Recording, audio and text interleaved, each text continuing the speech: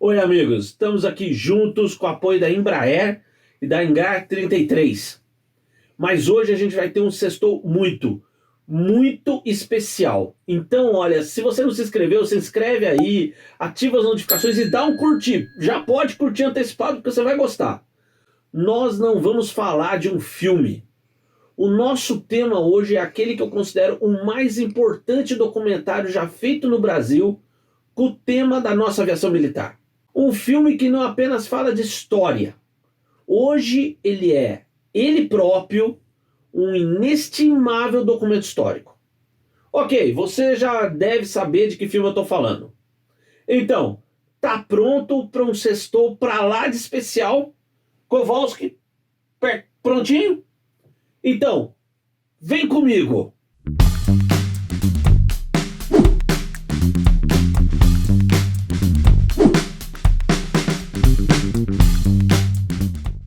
O filme é o documentário Senta Pua. Lançado em 1999, com 112 minutos de duração. A primeira obra de cinema a recuperar a saga dos brasileiros do primeiro grupo de aviação de caça, que lutaram na Itália na Segunda Guerra Mundial. E pra gente falar desse filme único, eu e o Kowalski quisemos fazer de um jeito especial, como ele merece, entrevistando o criador do projeto do filme, seu diretor, coprodutor, coeditor, o cineasta Eric de Castro. Seja bem-vindo! Cara, eu tô me sentindo assim realmente muito especial. Você é o primeiro entrevistado no nosso canal.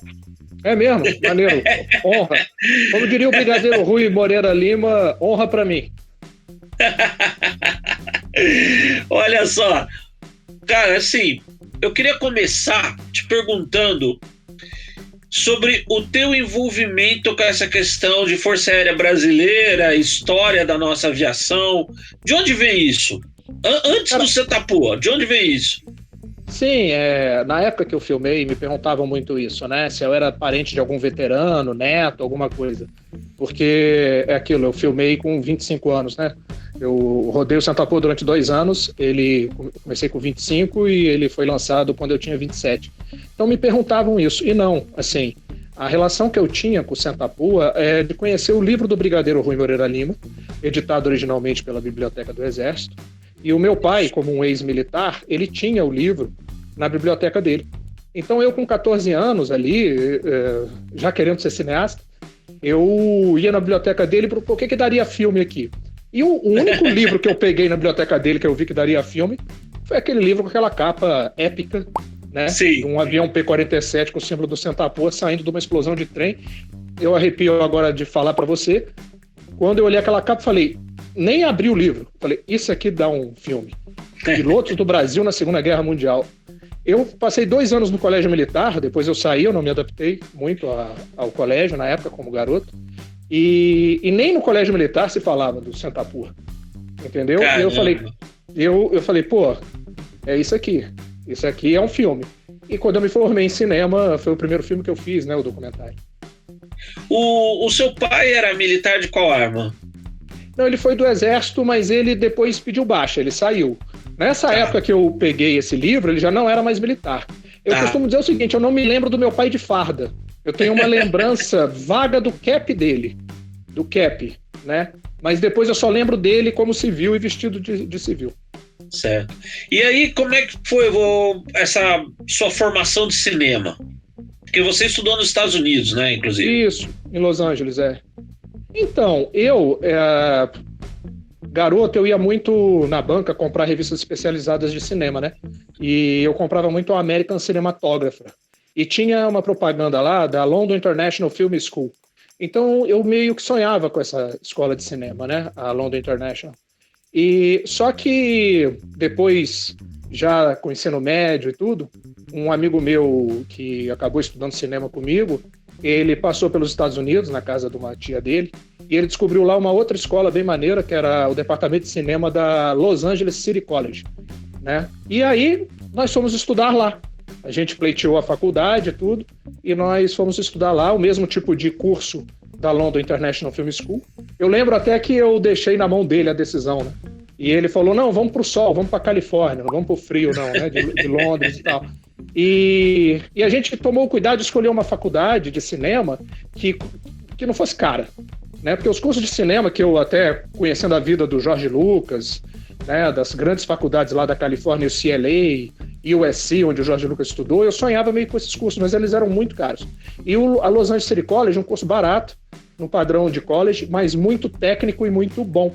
Depois que a gente foi para lá, a gente soube assim, que grandes nomes, né, passaram pelo departamento de teatro da Los Angeles City College e pelo departamento de cinema, como, por exemplo, no departamento de teatro, o Clint Eastwood se formou lá, o Morgan Freeman se formou lá. Então, a gente fez a escolha certa, porque eram os anos 90 e, na época, o cinema inglês estava meio parado.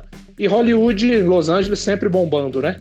E os alunos tinham a possibilidade sempre de se encontrar com os diretores indicados para o Oscar. Eram encontros exclusivos dos alunos de cinema das faculdades de Los Angeles, inclusive as mais ricas, com os diretores indicados a Oscar ou ao prêmio da União dos Diretores. Eram encontros exclusivos para os estudantes. E a gente tinha essa oportunidade, né?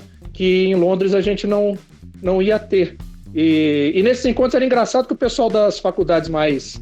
essas que foram do Coppola e o CLA, né, e do George Lucas, conversavam com a gente sobre o nosso curso de cinema e falavam, pô, vocês estão pagando bem menos e o curso é tão bom quanto o nosso. Eu falei, bom, então a gente escolheu certo, né? Meu amigo, pode crer. Na volta aqui pro Brasil, como é que surgiu o projeto do Santa Pua e como é que você abriu esse caminho até os veteranos para o projeto se concretizar? Então, eu, enquanto estudava lá, isso foi de 92 a 94, eu monitorava, quando eu vinha de férias, a questão da idade deles, né? E eu vi que, assim que eu me formasse, eu teria que filmar, porque nesse período que a gente perdeu, nesse início dos anos 90, o Brigadeiro Nero Moura, que era o comandante, né? E aí o que acontece? Meu pai, mesmo como ex-militar, ele tinha uma relação boa, inclusive com o pessoal da aeronáutica, né? E aí, através dele, a gente abriu o caminho ali com oficiais da aeronáutica para que eu chegasse a quem?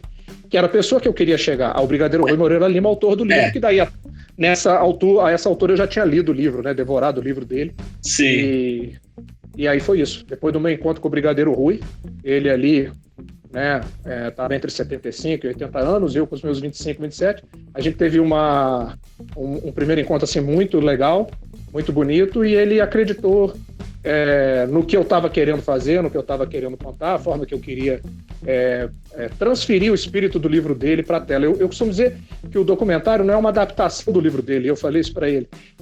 O livro dele inspira o documentário, até porque a narrativa do livro dele é episódica e a do documentário ela é estruturada com princípio, meio e fim, né? Aquela coisa que te leva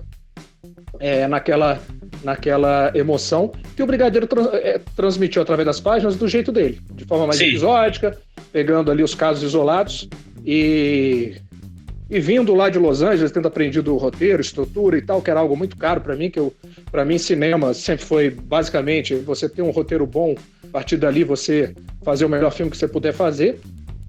Eu já apliquei esses conhecimentos na estruturação do roteiro do Santa Pua, que o Brigadeiro de cara me apresentou, para fazer junto com você tem que ser, aí ele me apresentou o Carlos Lost, né? Sim. E o que é co-roteirista do Santa Pua, apresentado pelo Brigadeiro Rui, e em seguida o nosso produtor executivo, quando a gente executa o filme, no final entra o Márcio Bockel também, que é o roteirista final comigo, e o Lost trabalhou comigo inicialmente, depois o Márcio Bockel no final, e o Márcio também é um dos nossos montadores, né, do filme. Certo. E eu queria que você me falasse o seguinte, no desenvolvimento, nas entrevistas, nas filmagens, tudo, um momento que foi para você particularmente emocionante, especial? Deve ter tido vários, né? Sim, o Brigadeiro Joel Miranda, ele nunca tinha falado com ninguém sobre a situação dele até o documentário. E me foi dito até pelos próprios veteranos que ele era um dos poucos que não frequentava as reuniões de veteranos. Uma pessoa muito reservada e na dele. E consta que depois da guerra, vários órgãos tentaram entrevistá-lo para que ele contasse a história dele. E e ele não contava. E o próprio Brigadeiro Rui falava, Eric, nós vamos conversar com ele e ver a possibilidade dele dar o depoimento, vamos ver. Mas assim, eu tive que conviver com os veteranos, indo às reuniões, né, durante mais de um mês, para que eu fosse meio que incorporado ali e tivesse essa coisa de entrar na alma deles e conquistar essa confiança para que eles pudessem se abrir, né? Nas entrevistas que foram conduzidas pelo Lort e por mim também, quando o Lort não estava presente. Aí fomos ao Brigadeiro Joel. O Brigadeiro Rui conseguiu, o Brigadeiro Joel, né, falou com a gente. Quando acaba a entrevista, diante daquela emoção toda, uma catarse de mais de 40 anos que ele botou para fora tudo ali, ele me pega num canto, no meu ouvido ele fala: espero que tenha saído tudo bem, tecnicamente e tal, porque não repito, não dá para repetir. Mas ele não falou isso, ele falou isso com muita emoção, porque realmente quem vê o filme percebe que não daria para ele fazer de novo, né? E a relação se tornou tão bonita com o Brigadeiro Joel também, que ele tinha as reminiscências dele escritas, né? Autobiográficas da época da guerra. Quando eu estou no período de montagem, a filha dele me liga e fala: Eric, papai pediu para te passar as reminiscências, para você juntar o projeto como um todo e que você faça bom uso delas, né? Mas ele quer te confiar os escritos dele originais. Cara, veio assim e tá até hoje comigo, o material datilografado dele, e ninguém tem isso. E tá guardado, assim, no intuito de, que é o meu projetão, que eu falo até no DVD, isso aí eu não nego, né? Vou buscar a vida inteira, que é um dia fazer um ficção, né? Um Band of Brothers, um filme de ficção, uma série de ficção com a história deles, né? E as reminiscências do Brigadeiro Joel certamente entrariam no contexto, ele como um dos personagens de uma série dessa, né? Com todo o avanço que teve em computação gráfica, né, imagens geradas por computador, recriação 3D, essa coisa toda, você não pensa numa reedição do Santa Pua com esses recursos, tal, junto com esse material rico pra caramba que você tem das entrevistas?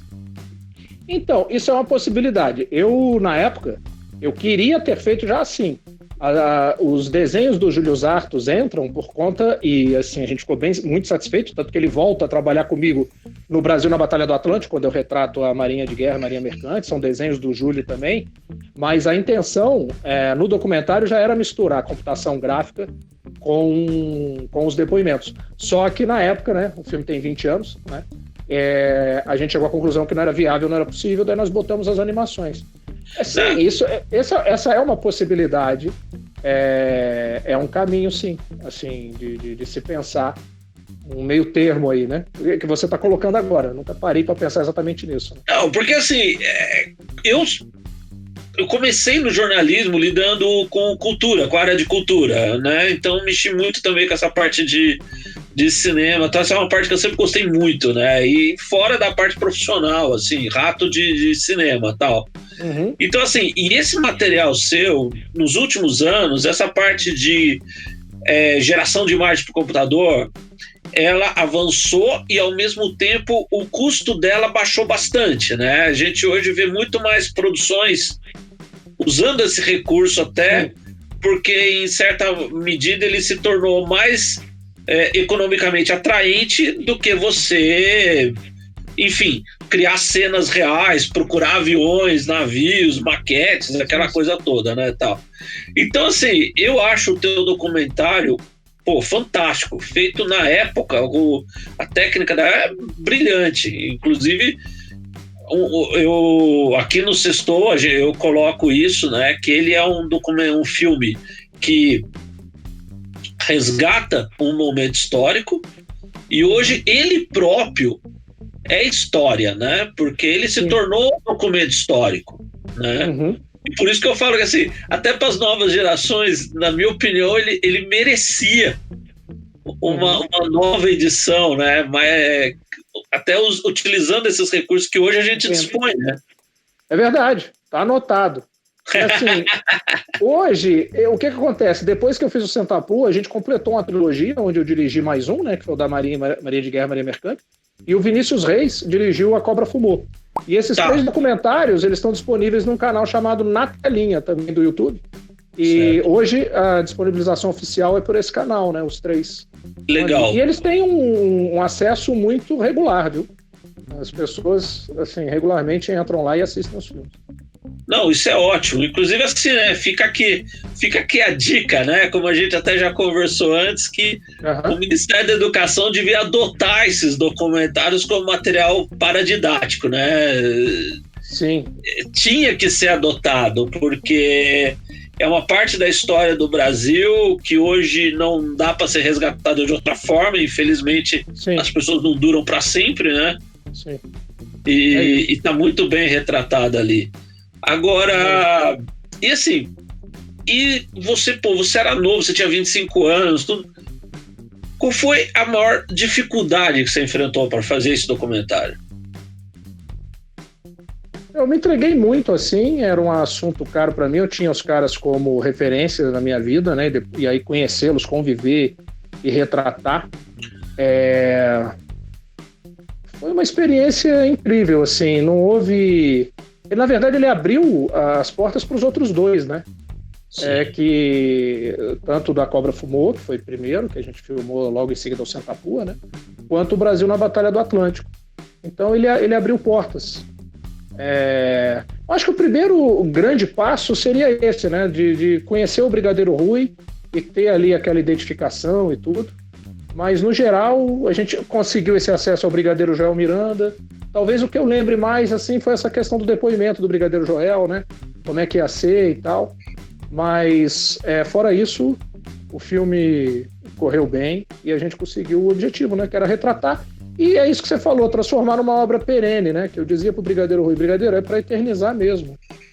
Eu lembro que o Nelson Roineff, no Festival do Rio de Janeiro, né? Que é um também documentarista e tal, professor do cinema, do audiovisual, ele mediou um debate sobre 2 filmes. O Anésia, sobre a aviadora, né? Anésia, da Ludmila Ferola, e sobre o Sentapua. Foram os 2 filmes na mesma mediação. Aí ele falou, olha, o Nelson abriu falando, eu vou abrir isso aqui dizendo o seguinte, isso aqui não vai ser debate não, isso aqui é uma celebração. Então ele entendeu qual era a ideia, né, dos filmes, tanto da minha proposta com o Sentapua, quanto da Ludmila lá com a Anésia, né? E é realmente isso, é retratar para a posteridade, numa história filmada, da voz para quem viveu a história, né? E quem tinha a contar, né? E a gente corria contra o tempo também nesse sentido, né? Da idade dos veteranos, isso aí sim. Isso era uma corrida contra o tempo. Exato. Deixa eu te perguntar uma coisa, porque eu aqui baseado em São Paulo, né? Eu tive muito contato, um veterano que eu tive muito contato foi com o Torres. Sim, fantástico. Né? Então, eu queria que você falasse um pouquinho como é que foi o teu contato com o Torres, porque eu sempre achei ele uma figuraça, assim, então. Ele é uma figura, assim, primeiro contato, o Brigadeiro Rui me alertou muito, Eric, não é Torres, não é seu Torres, é comandante Torres, porque ele não era brigadeiro, né, o brigadeiro me ensinando como é que eu falava com ele. Aí foi numa solenidade que a gente foi filmar em São Paulo e tal, e eu fui ali que eu seria apresentado a ele pra gente fazer o depoimento. E eu soltei um seu Torres, cara. Aí ele pegou e me desancou, né?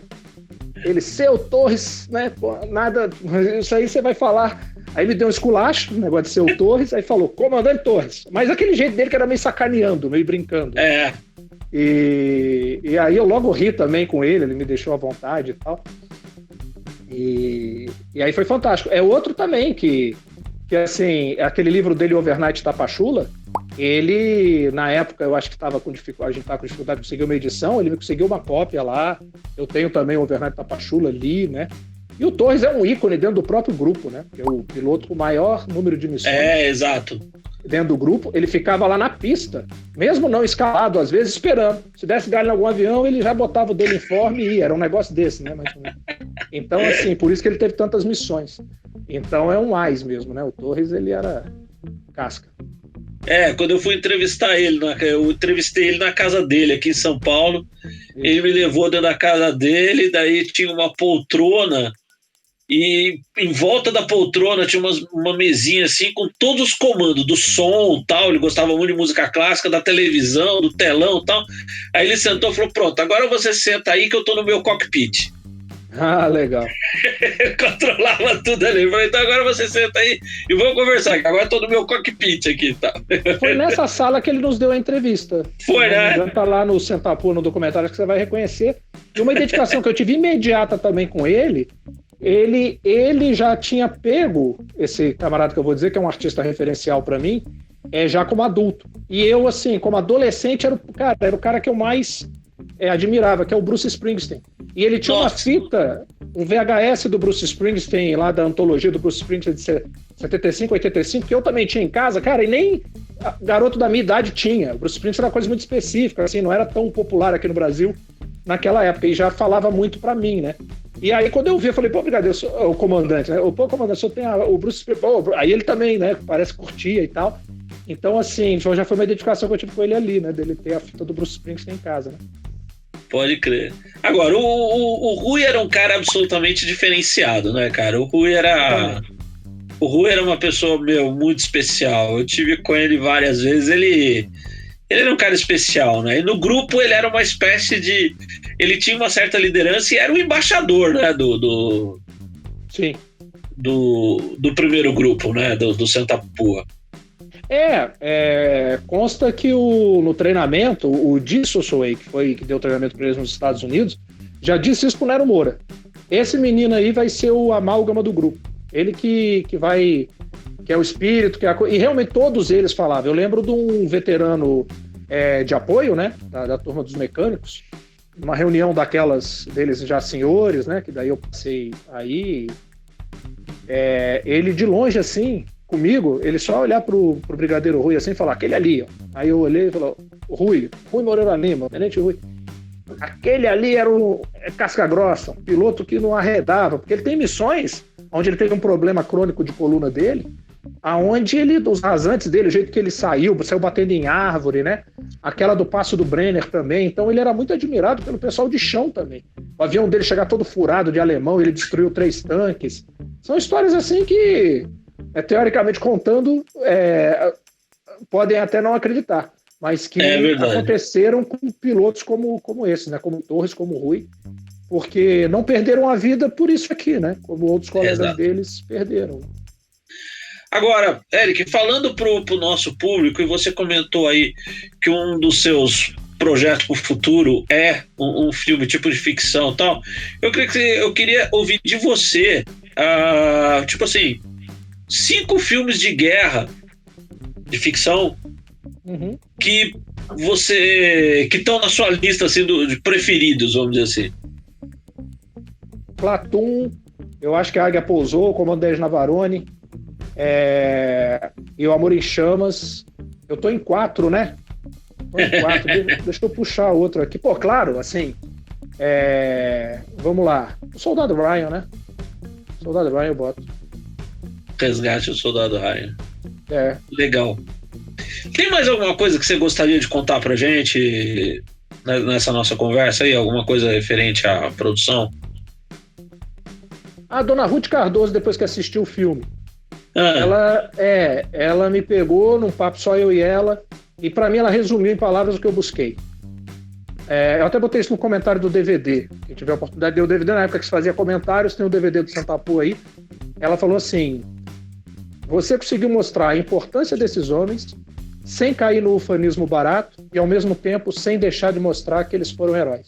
Eu só olhei para ela, era exatamente assim, eu nunca tinha botado em palavras, mas o sentimento meu como diretor ali, e como aquele garoto que sonhou em retratar essa história, era esse que ela botou nessas palavras. Olha, Eric, muito obrigado aí por essa entrevista. Pô, obrigado a vocês. Tá, foi um prazer enorme. Para mim foi muito especial ter você como o primeiro entrevistado aqui no nosso canal.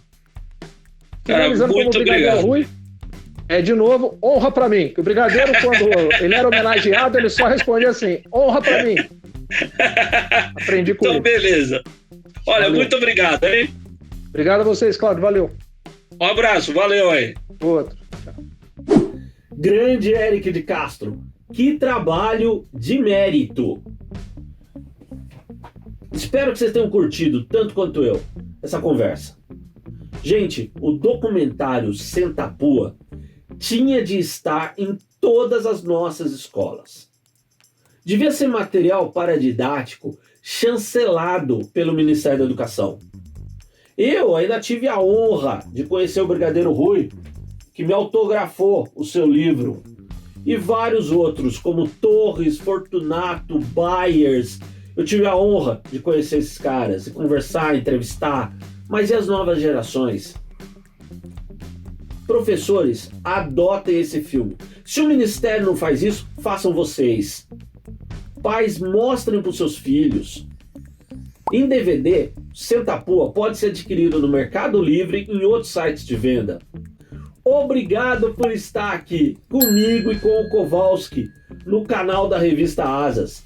Aviação, história e cultura de qualidade no YouTube, como você viu agora nessa entrevista. Não deixe então de dar sua curtida, se inscreve, ativa as notificações para você não perder vídeos como esse, tá? Bom, esse espaço é seu, manda suas sugestões, escreve. É do Kowalski, é nosso, né, meu? Então, e dê a sua passada para ver as novidades da nossa loja, sempre tem coisa nova. E na do Hangar 33, tá? Sempre, como eu falei, com novidades. E até a próxima, um grande abraço para você, até mais!